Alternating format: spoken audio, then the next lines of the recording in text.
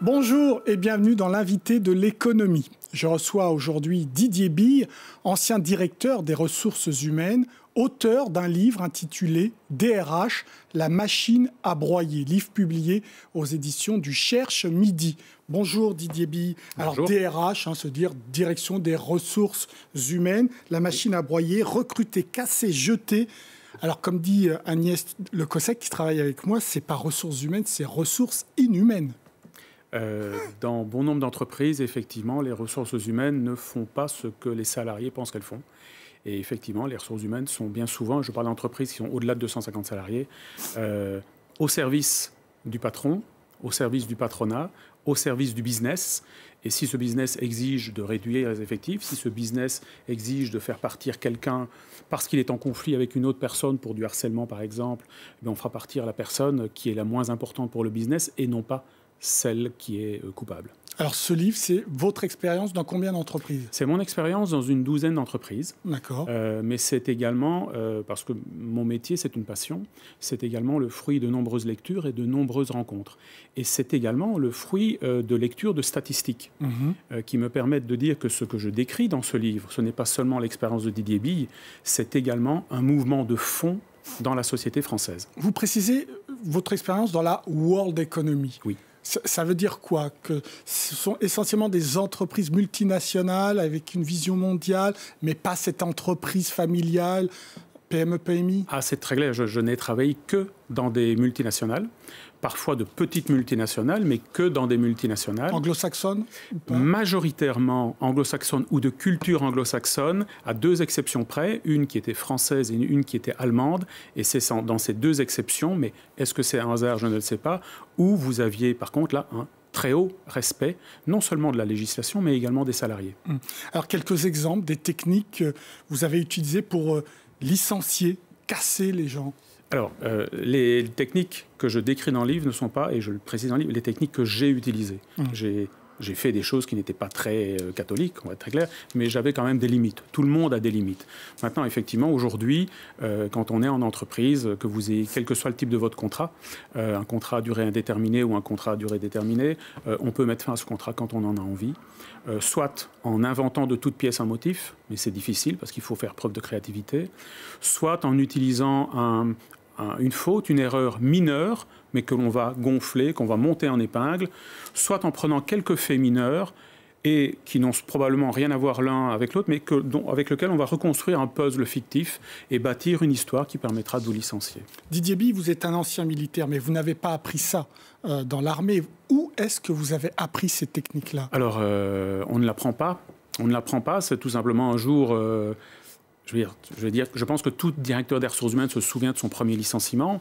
Un jour, vous êtes amené à licencier. C'est à ce moment-là que vous commencez à vous dire, bon, comment je vais licencier? Bon, vous avez un dossier où vous n'en avez pas. Et puis, quand vous n'en avez pas, et que vous avez accepté le fait que vous allez licencier quelqu'un contre lequel il n'y avait rien, eh ben, vous faites preuve d'imagination. Et il n'y a pas besoin de réinventer la roue. Il n'y a pas 36 méthodes.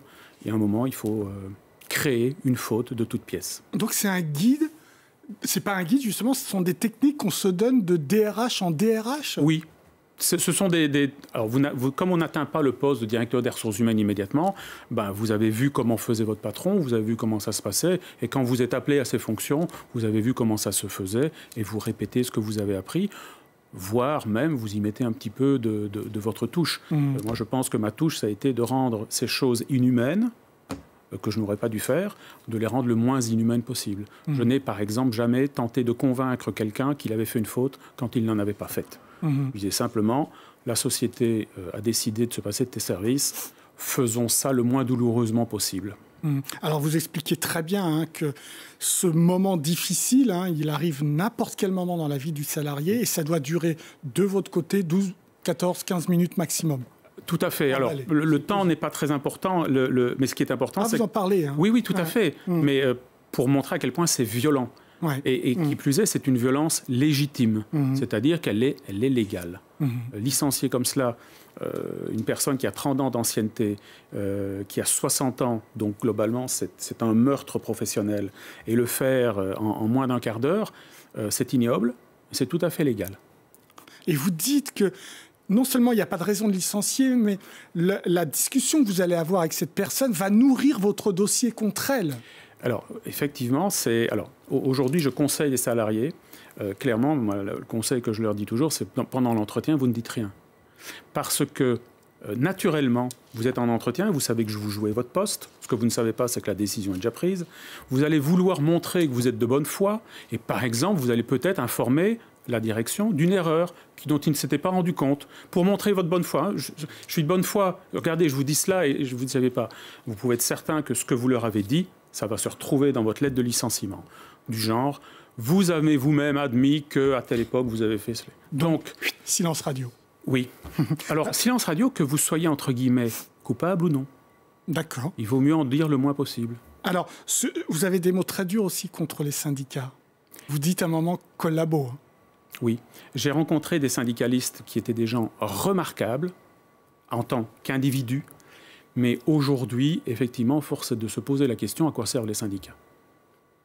Et je me pose la question... ils vous servent à licencier, en tout cas. Ça, vous l'avez montré dans votre livre. En tout cas, ils ne font pas obstacle. Ils ne font pas obstacle au licenciement.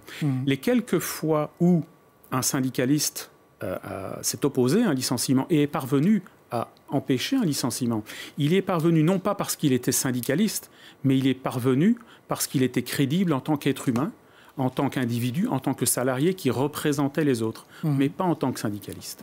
Alors vous dites aussi très clairement qu'il y a des techniques artisanales pour virer les gens en 12 minutes. Et puis parfois, vous le dites, c'est l'expression que vous utilisez, vous passez à l'extermination de masse quand il faut virer 200 personnes par mois, discrètement, sans plan social. Alors, c'est ce qu'on appelait avant un plan social, qui n'était pas social, qu'on appelle aujourd'hui un plan de sauvegarde de l'emploi qui ne sauvegarde pas l'emploi. Ce que les entreprises appellent très souvent, mais c'est faux, un plan de volontariat. Mais elles appellent ça un plan de volontariat parce que... pour les gens qui ne sont pas dans l'entreprise, ils imaginent que donc, globalement, c'est seulement les gens qui lèveront la main et qui disent « Oh oui, moi j'aimerais bien partir » qui vont partir. C'est faux. Un plan de volontariat, c'est un plan de licenciement. Point à la ligne. Sauf qu'on donne un petit nom qui fait joli. Mais effectivement, quand une entreprise souhaite cette fois-ci ne plus faire partir quelques personnes par mois ou quelques personnes par semaine et qu'elle envisage de passer à la vitesse supérieure, eh bien à ce moment-là, effectivement, on a recours à ce qu'on appelle aujourd'hui les plans de sauvegarde de l'emploi, mais aujourd'hui une nouvelle méthode, c'est les ruptures conventionnelles collectives. Extermination de masse, donc arme de destruction massive des salariés, très clairement. Oui, je ne renie pas les mots que j'ai utilisés. Il y a aujourd'hui dans la société française, mais dans beaucoup de sociétés, un véritable génocide du salariat. Et vous expliquez très clairement qu'on choisit un peu au hasard les salariés qu'on va virer. Ah, la plupart du temps, oui. La plupart du temps, il y a deux choses. Soit on est ce qu'on appelle les licenciements au fil de l'eau, et donc c'est simplement le manager qui a reçu instruction de faire moins 2, moins 3, moins 1, et c'est lui qui choisit selon les critères. Il peut appliquer les critères qu'il veut, ça n'a aucune importance. Et puis, vos ressources humaines qui vont lui expliquer comment le faire et qui vont le faire à sa place. Et puis, vous avez dans les plans de sauvegarde de l'emploi, là, par contre, il y a des critères qui sont mis en place et qui sont normalement discutés avec les représentants, pas avec les syndicats, les représentants syndicaux, mais qui... Effectivement, en général, aujourd'hui, ce que l'on fait, c'est qu'en même temps, on met en place un plan de sauvegarde de l'emploi, où là, on ne peut pas vraiment choisir les gens qui vont partir, ça va être des critères. Et à côté, on continue les bonnes vieilles méthodes de licenciement sélectif, parce que, effectivement, dans les, on va dire, 200 qui partent, il y en a une dizaine, on aurait quand même bien voulu qu'ils partent, mais malheureusement, ils sont trop âgés, ont trop d'ancienneté, ils ne vont pas se retrouver dans les 200. Donc, on va les faire en catimini, à côté des 200. Alors, discrimination aussi. Là, à plein pot.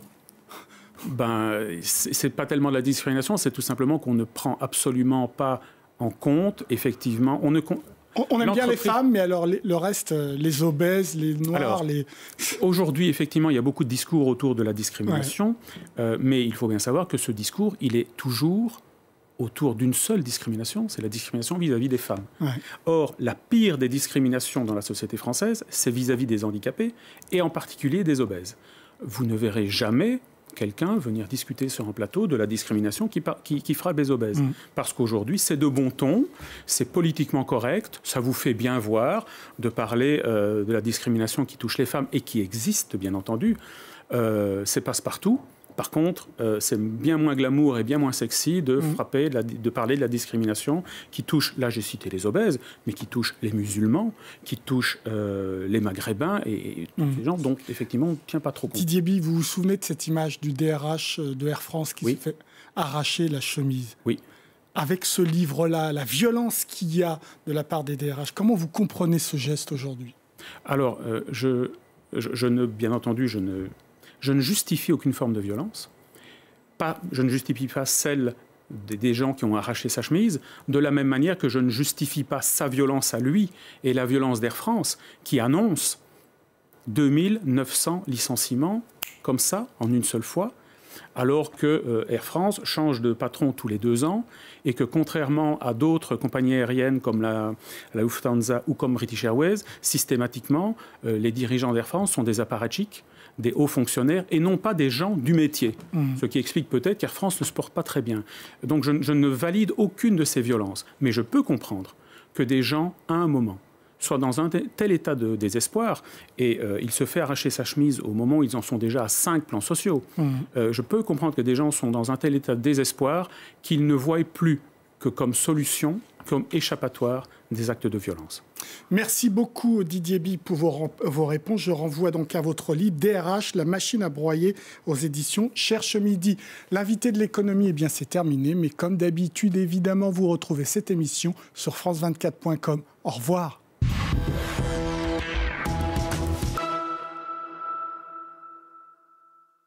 C'était votre programme avec Ascoma, solution d'assurance en Afrique pour les professionnels et particuliers.